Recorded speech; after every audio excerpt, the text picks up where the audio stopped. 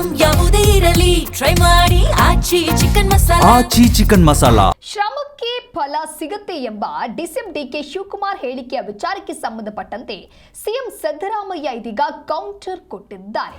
High command ಅವರು ಏನಾದರೂ ಈ ರೀತಿಯಾಗಿ ಹೇಳಿದ್ರಾ ಅಂತ ಹೇಳಿ ಸಿಎಂ ಸಿದ್ದರಾಮಯ್ಯ ಪ್ರಶ್ನೆಯನ್ನ ಮಾಡಿದ್ದಾರೆ. ಹೈಕಮಾಂಡ್ ಅವರು ಹೇಳಲಿ, ಎರಡೆರಡು ಬಾರಿ ಹೈಕಮಾಂಡ್ ಹೇಳಲಿ ಅಂತ ಹೇಳಿ ಸಿಎಂ ಸಿದ್ದರಾಮಯ್ಯ ಹೇಳಿದ್ದಾರೆ.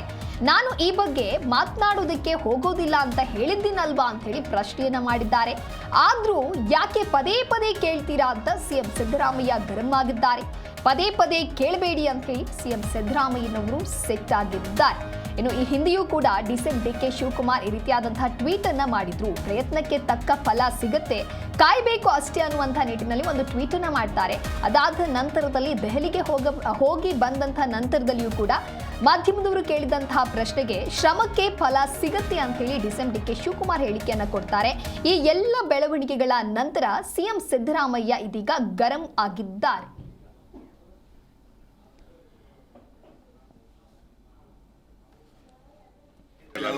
ಡಿಕೆ ಸುರೇಶ್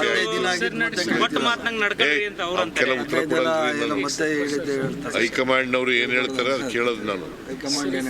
ಅದು ಪತ್ತೆ ಅಂತ ನಾನು ಕೇಳಬೇಡಿ ಪ್ರಶ್ನೆ. ಶಿವರಾತ್ರಿ ನಂತರ ಅಲ್ಲ ಸರ್, ಹೈಕಮಾಂಡ್ ಅವರು ಯಾವಾಗ ನಿಮಗೆ ಹೇಳ್ತಾರೆ? ಅದಕ್ಕೆ ಏನಾದರೂ ದಿನಾಂಕ ನಿಗದಿ ಮಾಡಿದ್ದಾರೆ? ಶಿವರಾತ್ರಿ ನಂತರ ಅಭಿವೃದ್ಧಿ ಬಗ್ಗೆ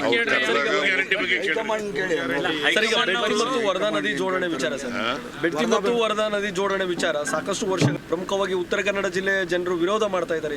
ಯಾವುದು ಡಿಕೆ ಸುರೇಶ್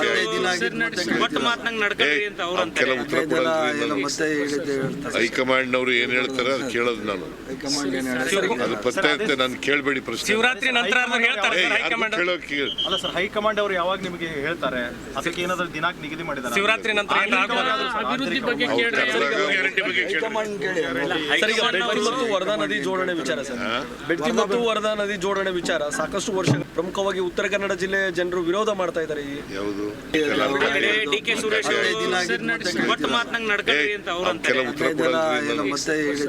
ಹೈಕಮಾಂಡ್ ನವರು ಏನ್ ಹೇಳ್ತಾರೆ ಅದು ಕೇಳೋದು ನಾನು.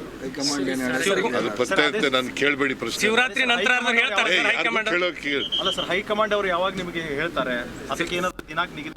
ಒಂದು ಕಡೆ ಸಿಎಂ ಸಿದ್ದರಾಮಯ್ಯ ಅವರು ಕೂಡ ಕೌಂಟರ್ಗೆ ರೀಕೌಂಟರ್ ಕೊಡುವಂತ ಕೆಲಸವನ್ನ ಮಾಡಿದ್ದಾರೆ. ಈ ಬಗ್ಗೆ ಮಾತನಾಡೋದಕ್ಕೆ ಹೋಗೋದಿಲ್ಲ, ಯಾಕೆ ಡಿಸಿಎಂ ಡಿಕೆ ಶಿವಕುಮಾರ್ ಅವರು ಆ ರೀತಿಯಾದಂತಹ ಹೇಳಿಕೆಯನ್ನ ಕೊಟ್ಟಿದ್ದಾರೆ.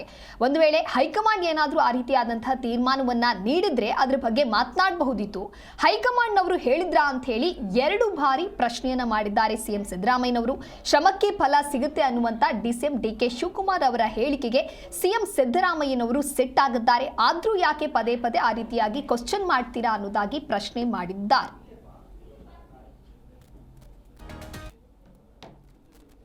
ಬೆಡ್ತಿ ಮತ್ತು ವರದಾ ನದಿ ಜೋಡಣೆ ವಿಚಾರ ಸರ್, ಬೆಡ್ತಿ ಮತ್ತು ವರದಾ ನದಿ